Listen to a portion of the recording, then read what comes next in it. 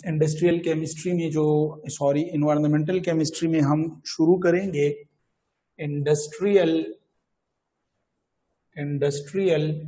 Smoke. ठीक है, industrial smoke के बारे में।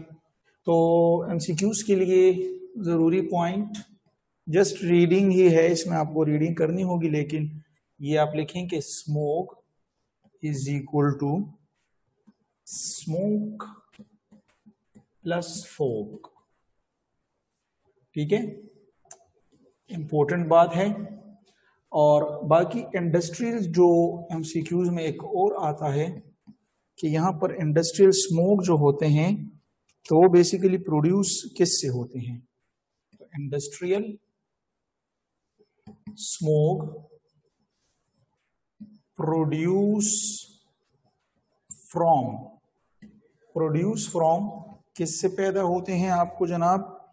ये पैदा होते हैं नंबर फर्स्ट, बर्निंग ऑफ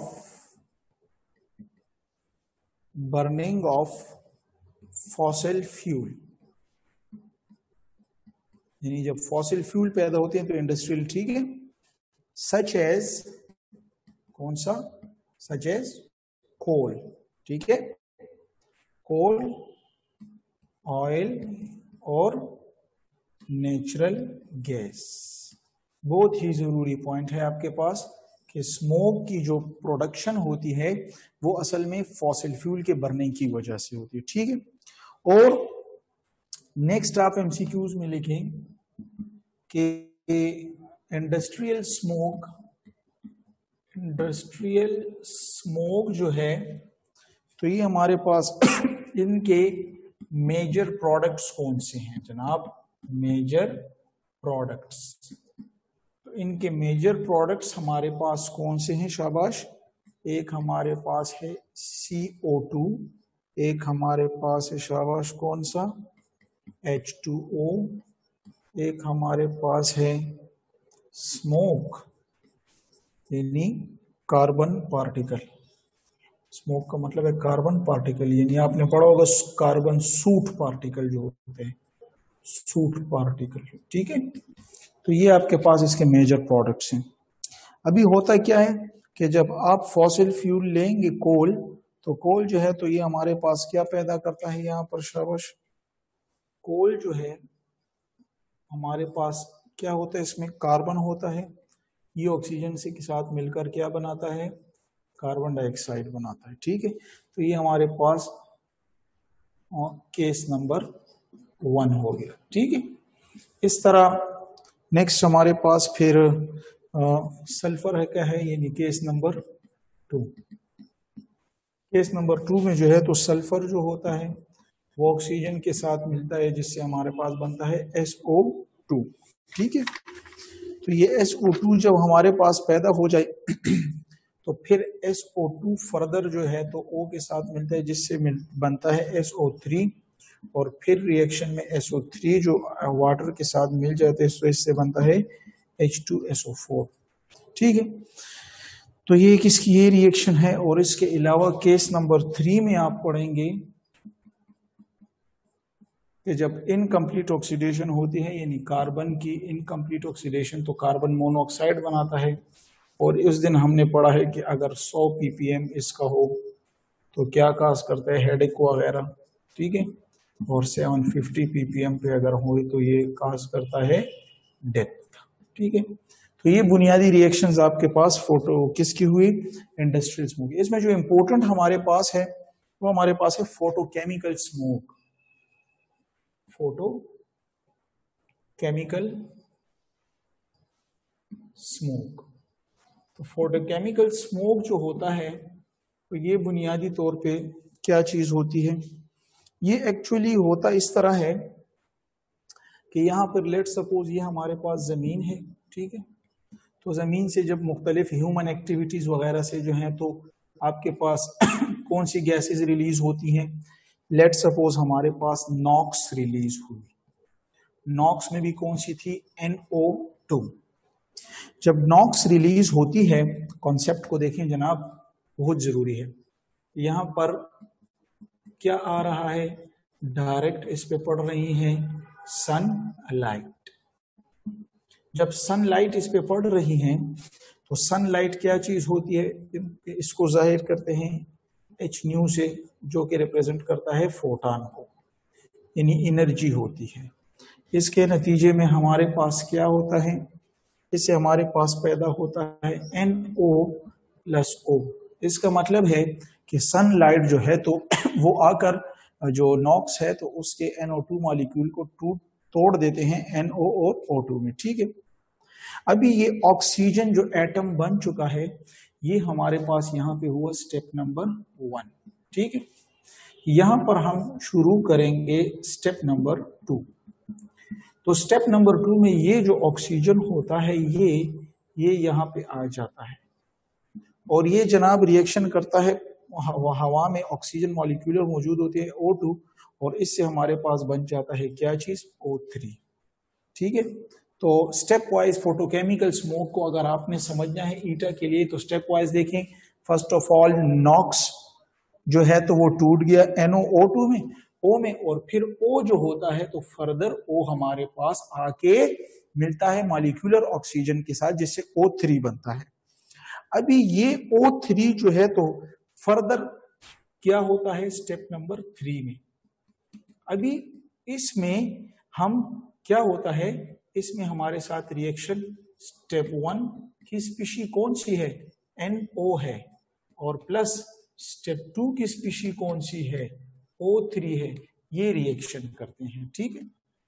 यानी स्टेप 1 की स्पीशी और स्टेप 2 की स्पीशीज रिएक्शन करते हैं तो इससे हमारे पास फिर बनता है NO2 और O2 बन जाता है, क्लियर है। तो फिर इसमें NO2 और O2 जो बन जाता है तो यानी ये जो है तो दोबारा रिकवर हो गए, जो यहाँ पर यूज हुए थे वापस जो है तो प्रोड्यूस हुए, यहाँ पर जो O यूज हुए थे वो वापस रीजनरेशन जो है तो इनकी यहाँ पर हो गई। Is it clear.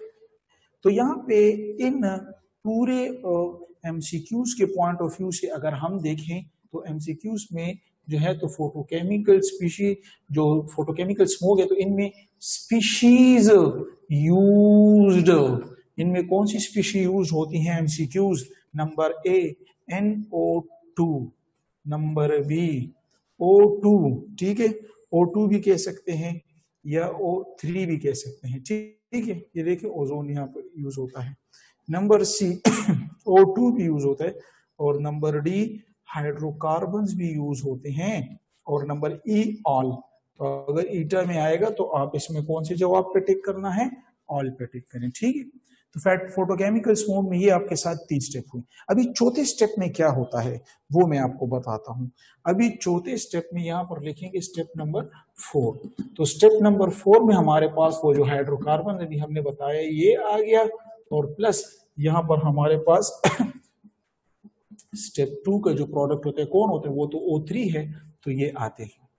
तो ये जब मिलता है तो इससे हमारे पास ये A में ये होता है, क्या बनता है, इससे हमारे पास रिजल्ट में बनता है कार्बोक्सी रेडिकल, ये बन जाता है। आपकी बुक में बहुत क्लियर लिखा हुआ है, इस स्पीशीज को क्या कहते हैं, कार्बोक्सी रेडिकल। अनपेयर इलेक्ट्रॉन है तो रेडिकल कहते हैं, ठीक है।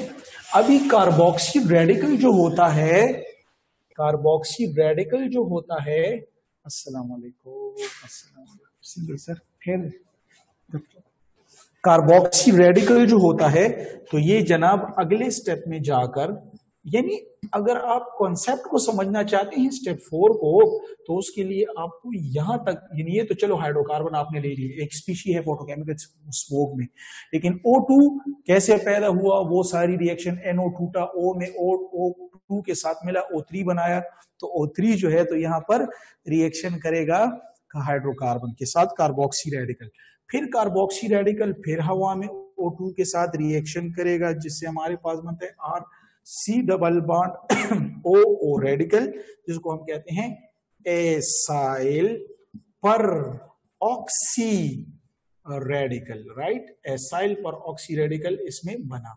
और फिर C स्टेप में फिर यही एसाइल फ्री पर ऑक्सी रेडिकल जो होता है तो ये हमारे पास मिल जाता है NO2 से। तो देखो ना, देखो जरा सोच करो आप तमाम स्टूडेंट्स ये देखो आप, ये भी वही स्पीशी यूज हुई, ये भी हमारे साथ बना था मॉलिक्यूल और ये भी हमारे साथ, तो वो नहीं स्पीशी, और आखिर में इससे जो बनता है तो ये हमारे पास होता है CH3 C double bond OONO2, जिसको हम एक्चुअली कहते हैं, आपके पास ईटा में आएगा, इसको हम कहते हैं पैन, इसको हम क्या कहते हैं, पैन कहते हैं। और पैन जो है परऑक्सी acetyl nitrate, परऑक्सी acetyl nitrate, right.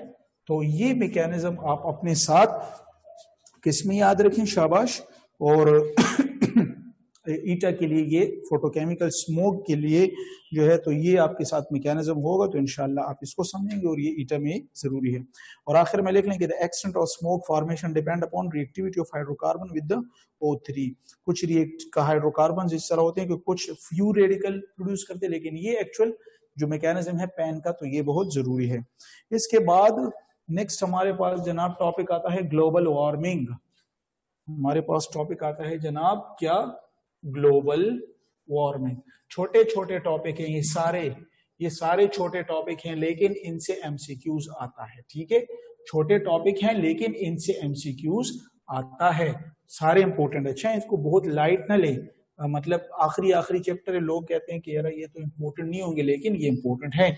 जैसे हमने फोटोकेमिकल स्मोक का मैकेनिज्म पढ़ा, इस तरह ग्लोबल वार्मिंग को भी देखिए। अभी ग्लोबल वार्मिंग क्या करता है, आप तमाम स्टूडेंट्स जानते हैं कि ये मेरे पास जमीन है, तो जमीन यानी अर्थ मेरे पास मौजूद है, और यहाँ पर जो है तो हमारे पास सन है, ठीक है। तो सन क्या करता है, सनलाइट जब यहाँ पर पड़ती है जमीन पे, तो जमीन जो है तो क्या करती है, जमीन दो काम करती है, एक जो है तो एब्जॉर्ब करती है, और एक क्या करती है, इमिट करती है। इज इट क्लियर, इमिट करती है, यानी सारा दिन सूरज की शुआओं को जज़ब करता है, लेकिन जब शाम हो जाती है, धूप खत्म हो जाती है, तो जमीन अपने अंदर से जो जज़ब की हुई रेडिएशन है वो निकालता है।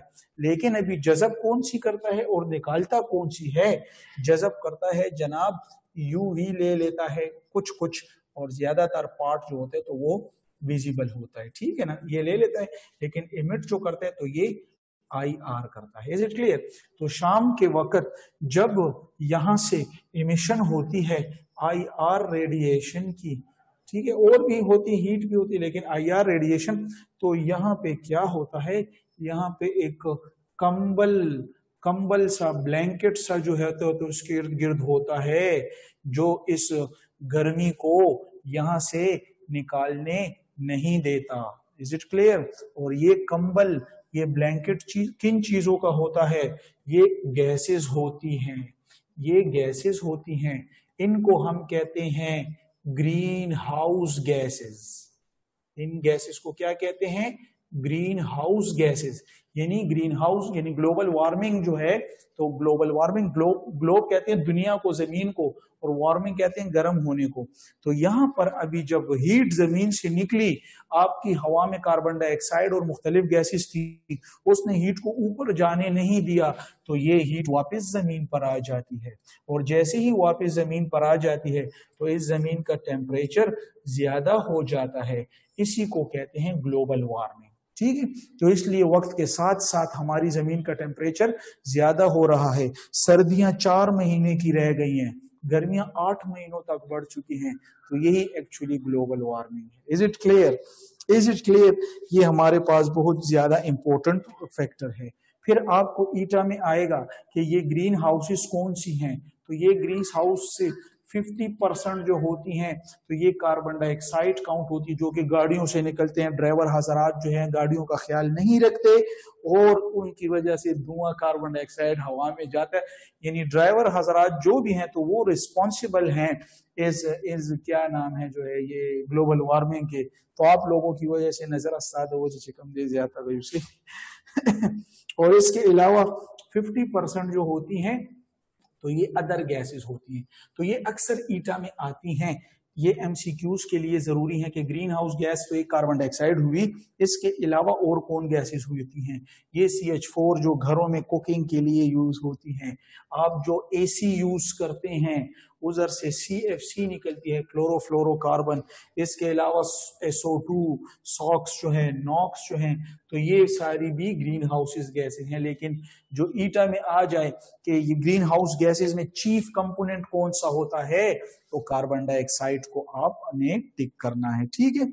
तो इस तरह ये हमारे साथ ग्लोबल वार्मिंग के बारे में कुछ जनरल इंफॉर्मेशन हुई। तो कुछ जर्नल आती हैं, ग्रीन हाउस गैसेस कौन सी होती हैं, कौन सी रे इमिट करती है, एब्जॉर्ब, तो ये जरूरी है कि आप इसको समझ जाएं। नेक्स्ट इसमें हमारे पास जनाब आ जाता है एसिड रेन। एक सिंपल सा टॉपिक है जिसको कहते हैं एसिड रेन। एसिड रेन जनाब किसे कहा जाता है? एसिड रेन, ठीक है।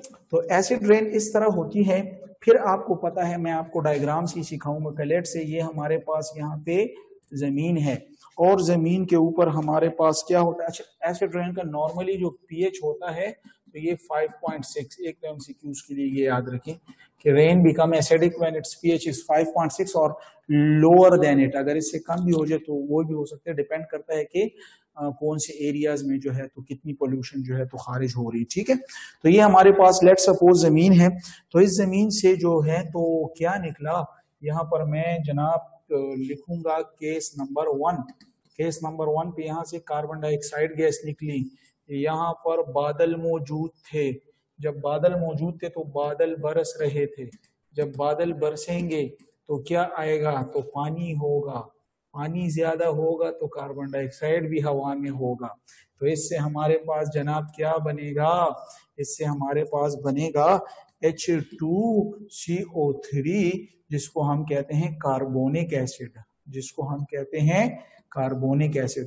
तो एक एसिड रेन के लिए जो इंपॉर्टेंट फैक्टर है वो हवा में कार्बन डाइऑक्साइड का है जो गाड़ियों से निकलता है।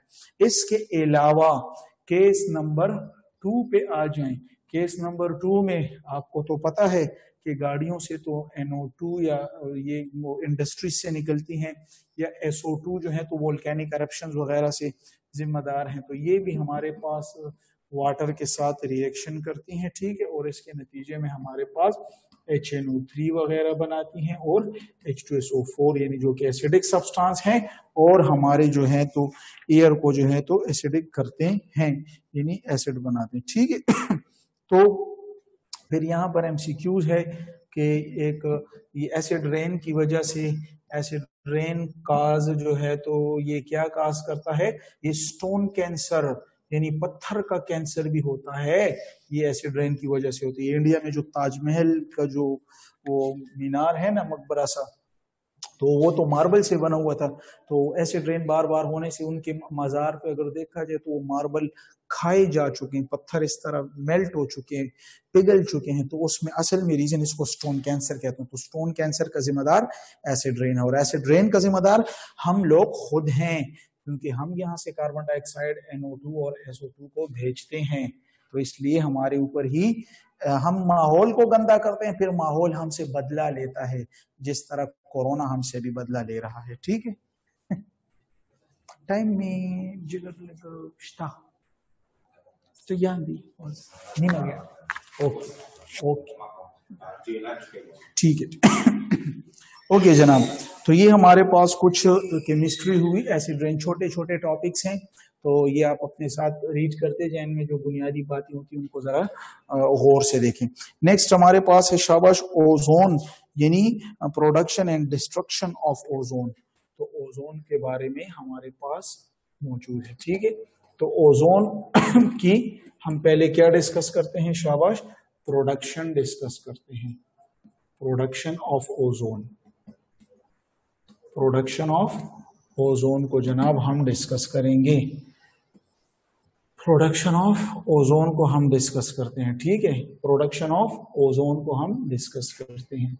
तो ओजोन प्रोडक्शन ऑफ ओजोन जो है तो हम डिस्कस करेंगे।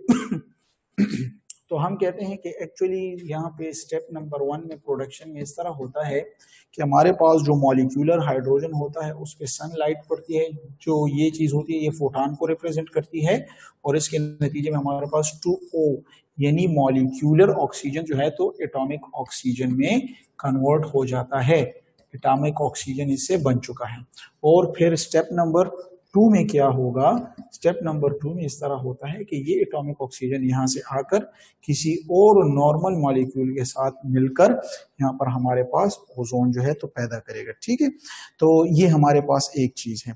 इस तरह नंबर दूसरी चीज कि ये ओजोन हमारे पास जो है तो इसकी जो है होती है तो अक्रेंस यानी मौजूद कहां पर होता है, तो ये भी आपको पता है कि लेयर्स में आपके पास स्ट्रेटोस्फेयर जो मौजूद होता है उसमें मौजूद होता है।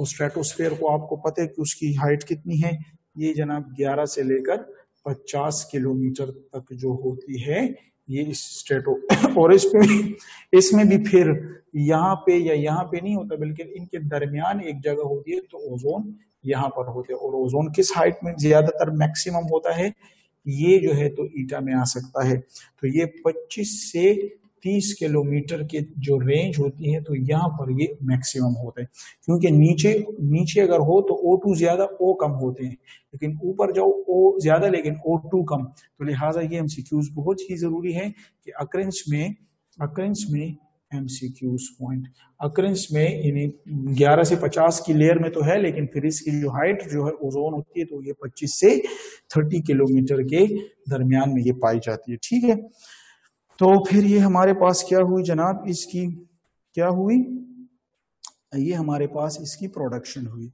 इसके बाद नेक्स्ट हम ओजोन में पढ़ेंगे depletion of ozone layer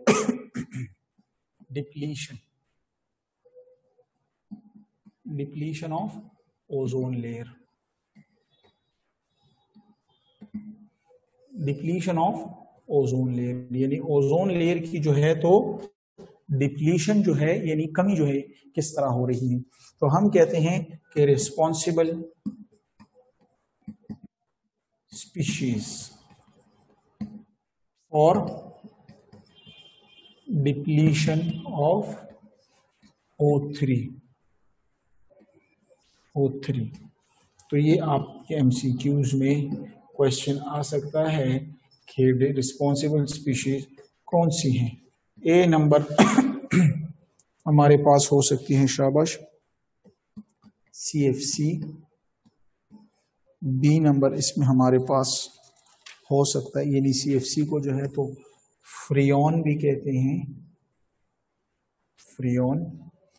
B number जो है तो हेलोन्स,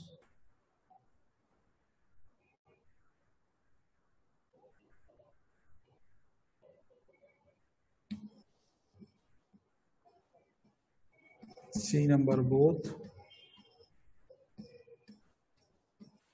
और डी नंबर नन। तो आप जो है तो बोथ यानी हेलोन्स और CFC, ये फिर बुक में CFC जो है तो यूज होता है हमारे पास जो है तो रेफ्रिजरेटर्स और इन चीजों में। ठीक है, इसके अलावा हेलोन्स जो है तो ये फायर एक्सटिंग्विशर के तौर पर यूज होते हैं। ठीक है, तो ये डिप्लीशन के लिए जिम्मेदार हैं। और इसमें एक नोट यहाँ पर लिख लें, नोट इसमें अपने आप नोट कर लें कि ये हमारे पास जो CFC या हेलोन्स हैं तो ये एक्चुअली जो हैं तो ये ऊपर जाते हैं, ये ट्रोपोस्फेयर में डिस्ट्रॉय नहीं होते। तो CFC and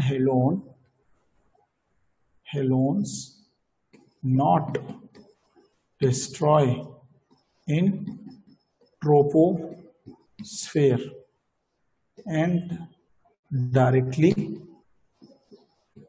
go to stratosphere।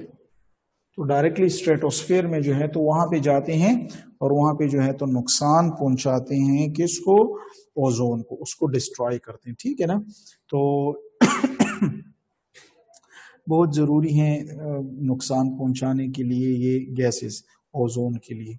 तो अभी हम इसके क्या यूज करेंगे, यूज इसके हम करेंगे अल्टरनेट। तो इसके अल्टरनेट हम कौन से यूज करेंगे शाबाश, इसके अल्टरनेट हमारे पास हैं शाबाश नंबर 1 हाइड्रोक्लोरोफ्लोरोकार्बन हैं हमारे पास, और इसके अलावा जो है तो हाइड्रोफ्लोरिक कार्बन। ठीक है, तो इस तरह ये होते हैं क्योंकि ये जो है तो ये चीजें डिस्ट्रॉय हो जाती हैं इन ट्रोपोस्फेयर स्फीयर में ही ये डिस्ट्रॉय हो जाती हैं, ठीक है, वहाँ पे इनकी डिकम्पोजिशन। तो ये हमारे पास जनरल जो है तो डिप्लीशन ओजोन, और अंटार्कटिका में ये जो है तो जरा कम सी यूज हुई है, वहाँ पे खाया जा चुका है, इसको डिप्लीशन कहते हैं, ठीक है। इसके नेक्स्ट जो हमारे पास जो टॉपिक है तो वो हमारे पास है water pollution and water treatment, ठीक है। वाटर पोल्यूशन, वाटर पोल्यूशन, ठीक है, और फिर वाटर ट्रीटमेंट बाद में करेंगे। तो वाटर पोल्यूशन जो है तो बहुत जरूरी है। तो हमारे पास जो है तो वाटर पोल्यूशन जो है तो पोल्यूटेंट्स टू टाइप्स के हैं, तो हम कहते हैं कि two types of water pollutants, two types of water pollutants हमारे पास मौजूद होते हैं। टू टाइप्स में जनाब कौन कौन से हैं? एक हमारे पास है सस्पेंडेड सॉलिड,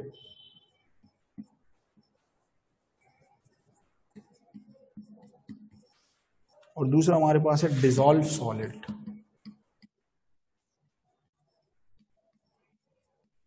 सस्पेंडेड सॉलिड और डिसॉल्व सॉलिड।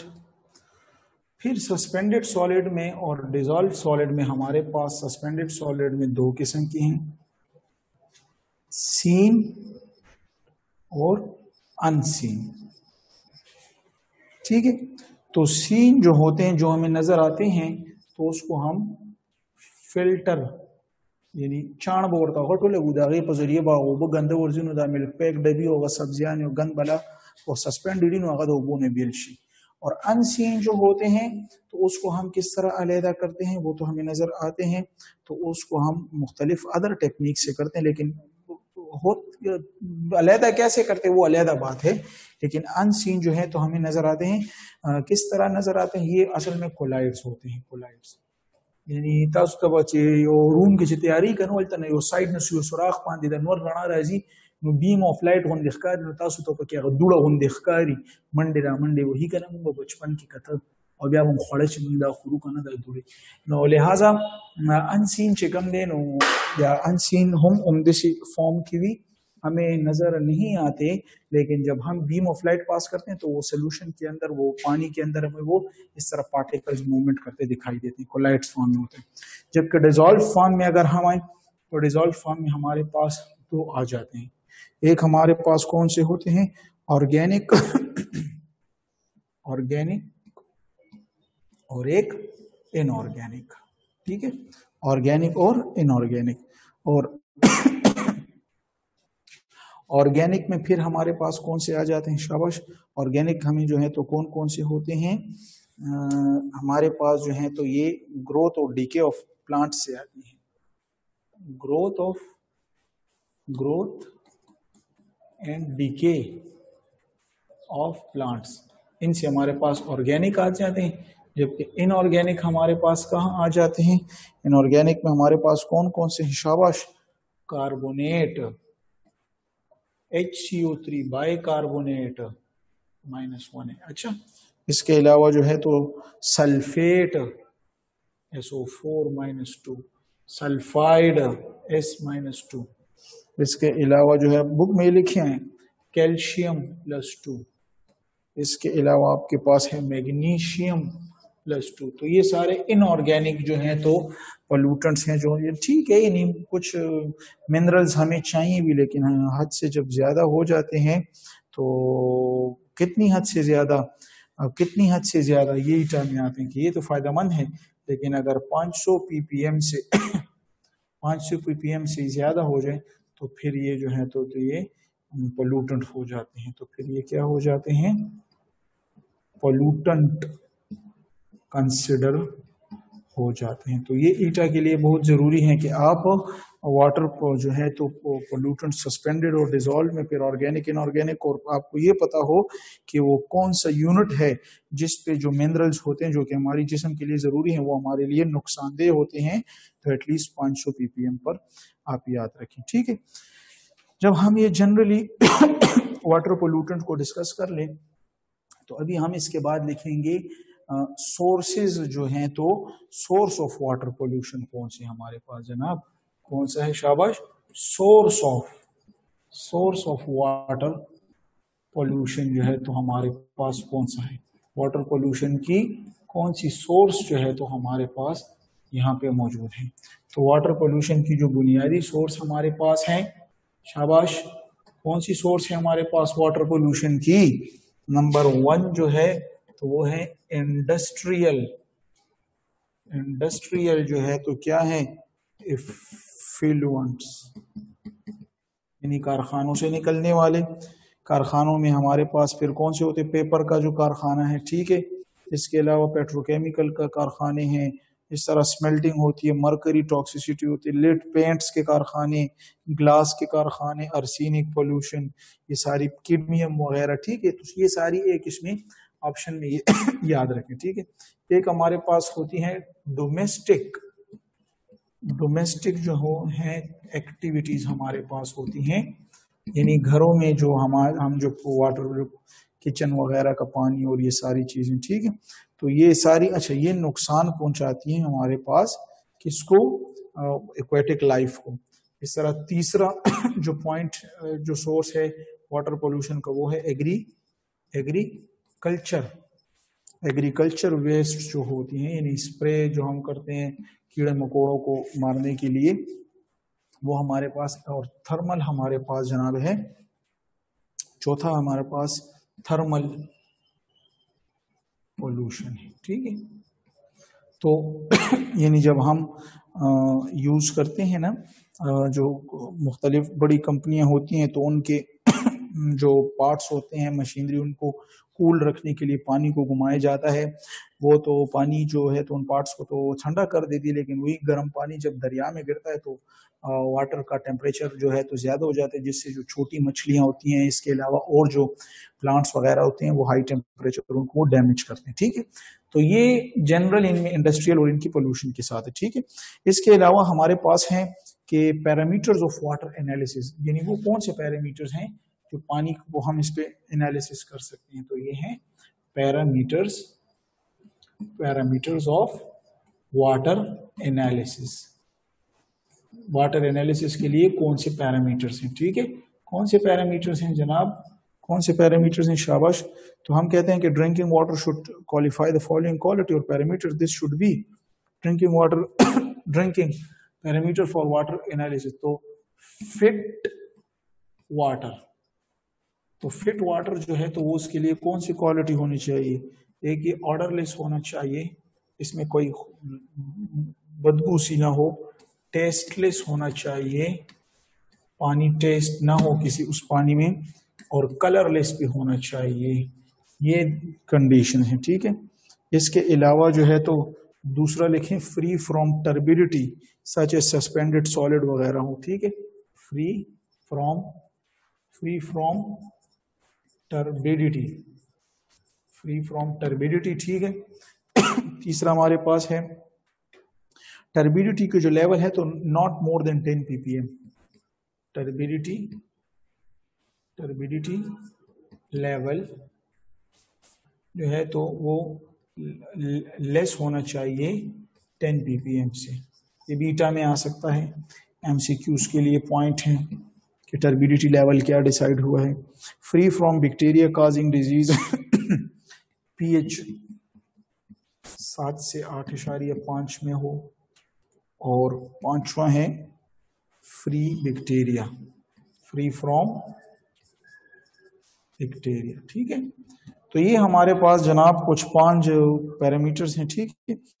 इसके अलावा हमारे पास 2 और टर्म हैं यहाँ पर, एक हमारे पास है, ठीक है, एक टर्म है BOD, जिसको हम कहते हैं बायोलॉजिकल ऑक्सीजन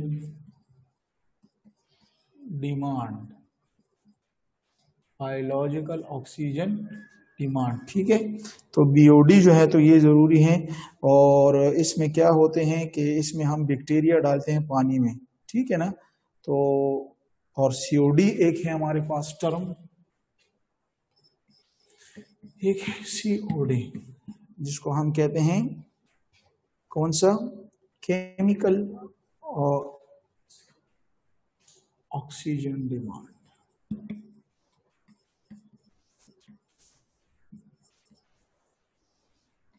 ठीक है, तो ये दो जो है तो जरूरी है, और दोनों जो है तो हम use to check the quality of water.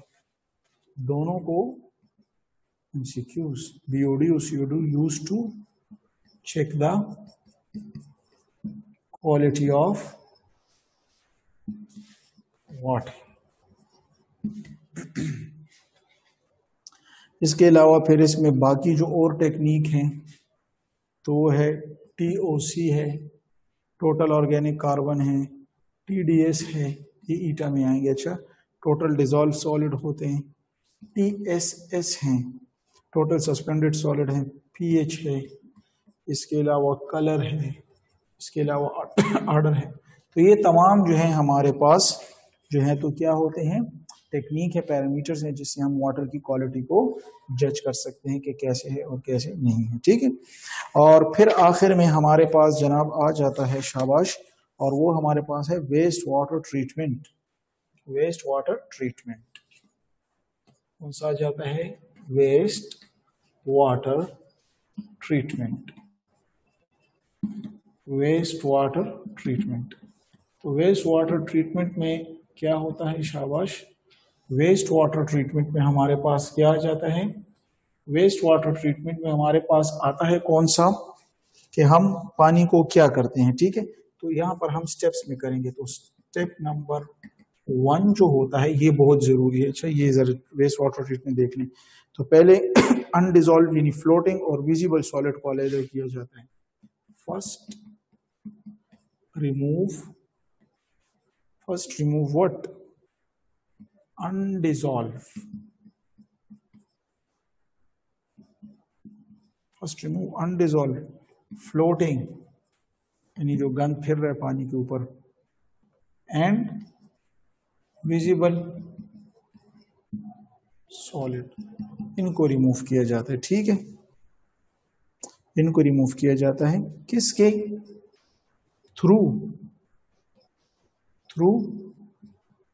Filter, छान सा गट छान बोलेगी दिली भरा ना पे ऊपर अजीनो आगा छान की बची या गट दिशी जाले होंगे पे भी वही उसमें बड़ा गंद रुक जाता है, गंद वगैरह प्लास्टिक के शॉपर्स वगैरह, और पानी जो है तो ये ट्रीटमेंट के लिए आगे स्टेप में चला जाता है। तो अगला जो स्टेप होता है तो वो हमारे पास क्या होता है, स्टेप नंबर 2। तो अभी स्टेप 2 में क्या होता है कि वो जो कोलाइडल पार्टिकल होते हैं उसको अलग किया जाता है। जो कोलाइडल पार्टिकल होते हैं जो कि हमें इस तरह नजर नहीं आते, कोलाइडल पार्टिकल जो है तो उसको क्या कहते हैं, रिमूव करते हैं। इसको रिमूव किससे करते हैं, यहाँ पर लिखें बाय द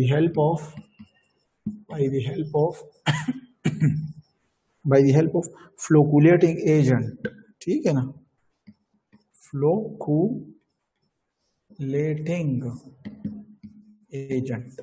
अभी फ्लोकुलेटिंग एजेंट किसे कहते हैं इसको जरा आप समझें। फ्लोकुलेटिंग एजेंट इस तरह होता है कि ये हमारे पास लेट सपोज एक कंटेनर है, ठीक है, इसमें हमारे पास गंद मौजूद है, कोलाइड में हमें नजर नहीं आ रहा, तो इसमें हम फ्लोकुलेटिंग एजेंट डाल देंगे। ठीक है, फ्लोकुलेटिंग एजेंट हमारे पास ज्यादातर कौन से यूज होते हैं, ये भी एक दफा एंट्री टेस्ट में आ जाए।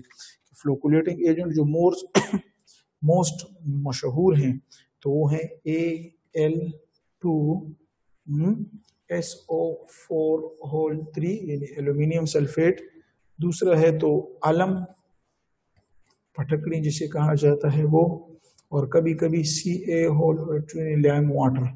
ये जो है हमारे पास ये हम फ्लोकुलेटिंग एजेंट पे यूज करते हैं। ठीक है ना, अभी ये फ्लोकुलेटिंग एजेंट क्या करता है, ये आकर तो ये गंद नहीं है, इस गंद को जो है ना इस तरह पकड़ लेता है और बड़े बड़े इस तरह क्या बना देता है, बड़े बड़े हमारे पास जेलेटिनस फॉर्म बनाते हैं, जेलेटिनस फॉर्म बनाते हैं। यानी आपको पता है ये स्पूटम होता है ना, बलगम जो होता है तो वो इस तरह जेलेटिनस होता है। ठीक है, तो इस तरह बलगमी सा मटेरियल बन जाते पानी के ऊपर। पहले नहीं बना था क्योंकि वो कोकोलाइट तो उसके अंदर होते, हमें नजर नहीं आते।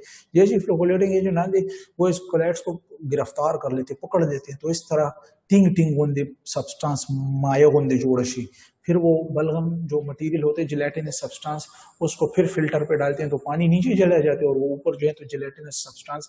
तो पहले से फिल्टर के जरिए अलहदा किया बड़े को, और कोलाइड्स को फ्लोकुलेटिंग एजेंट के जरिए जो है तो अलहदा किया, ठीक है। और इसके बाद स्टेप नंबर 3 में क्या करते हैं, स्टेप नंबर 3 में क्या करते हैं, इसको जो है तो फिल्टर आफ्टर फिल्ट्रेशन जो है थ्रू सैंड बेड जो है तो इस पे करते हैं फिल्ट्रेशन